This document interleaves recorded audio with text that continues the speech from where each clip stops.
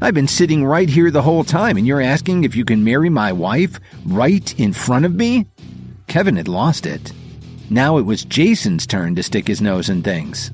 Who do you think you are? You have no right to speak here. You're not a member of the family. I may not be much, but I'm better than you Kevin spat back.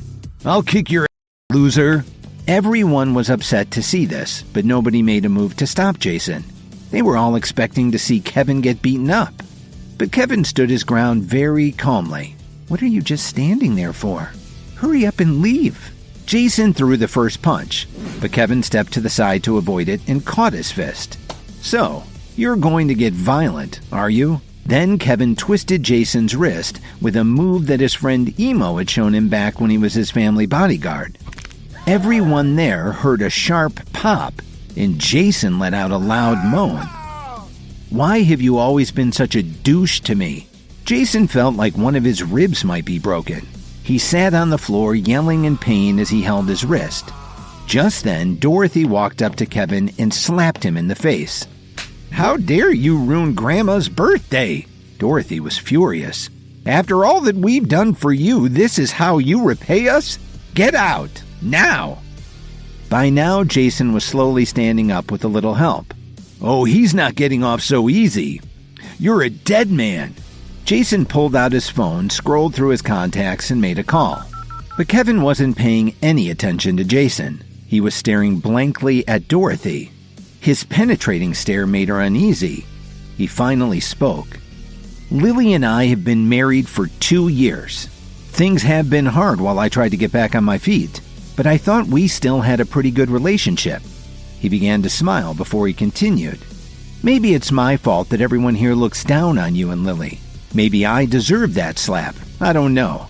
But from now on, we're even. Kevin clenched his fist tightly. From now on, I'll have nothing to do with this family. I've had enough of this. If you want me to come back, you'll have to make Grandma Jones get down on one knee and beg me. Grandma Jones's birthday party had just been completely ruined by the fight between Jason and Kevin. Unfortunately for Jason, Kevin kicked his butt in the fight, so Jason called up a friend to help, who showed up pretty quickly with a few of his toughest bodyguards. Drake, thanks for getting here so fast. Drake, this is the I told you about. One of the Joneses recognized Jason's friend. Drake? That's one of the toughest crime lords in the city. Lily heard this and got scared for Kevin's safety. Kevin, run! Before she got 2 steps, Bradley stopped her. Lily, what are you doing? Drake's a very dangerous man. The first time they met, Drake almost beat Jason to death in a sparring match at the gym. Ever since then, Jason tried his best to make friends with the man. So you're the one who hurt my friend. So are you his friend or just his guard dog? This guy obviously hasn't heard that you just don't mess around with Drake Cook. Let me teach him a lesson for you. Your last name is Cook? Kevin slowly took his phone out of his pocket. Do you happen to know Mitch Cook? Drake's face froze when he heard this question. It's me, Mitch. I'm here with a mutual acquaintance. Drake hesitated a moment and took the phone. While he talked, his expression changed from anger to confusion to worry. Are you sorry now? Yes, Mr. Williams, I'm very sorry. Of course, Kevin had just called his friend Mitch to set Drake straight. The message he gave him was short and sweet. If he touched a hair on Kevin's head, he would lose his own head. Seeing that Drake still wasn't giving Kevin a beating, Jason couldn't hold back any longer. He decided to take another swing at Kevin. But before his fist even made contact with Kevin's face, Drake grabbed Jason and threw him to the ground. What kind of mess have you gotten me into? Drake kept cursing while he slapped Jason over and over. Then he turned to the men who had come with him and gave them an order. See if you can knock a little sense into him. They immediately surrounded Jason and started dragging him towards the side exit. When Kevin was gone, Drake let out a long breath and told his men to stop slapping Jason around. Then he took his men and left. The Joneses slowly walked over and surrounded Jason. Jason, are you all right? Suddenly, one of her other grandsons rushed into the room. Grandma, Mr. Cook is pulling up outside. The Joneses were surprised. Grandma Jones is really important.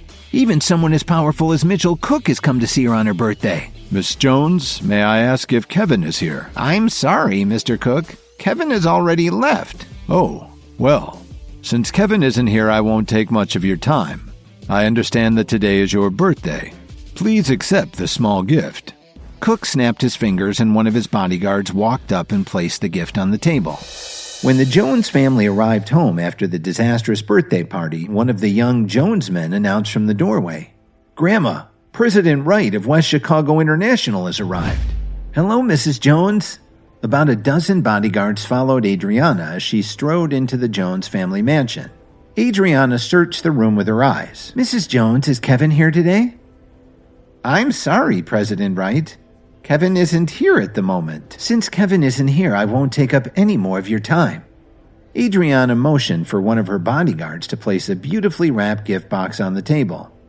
"This is a small token of my esteem. Happy birthday."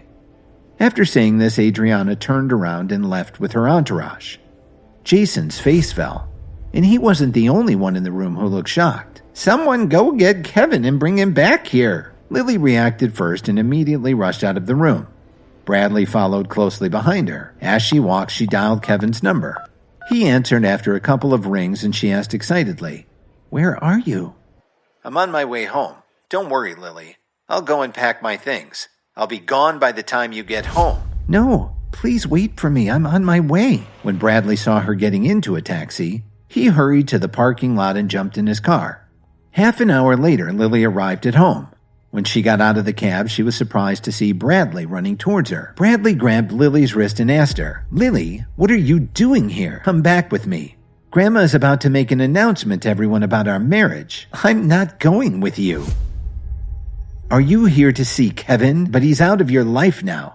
And Grandma has agreed to let me marry you. Don't you see? Now you can be my wife. Let the go." Bradley was desperate.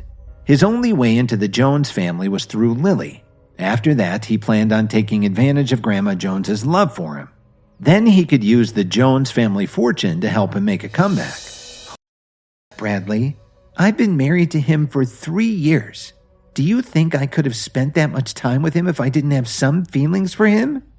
It was hard for Lily to admit it, even to herself, but she did have feelings for Kevin. While they were struggling like this, a black car slammed on its brakes and stopped at the side of the road.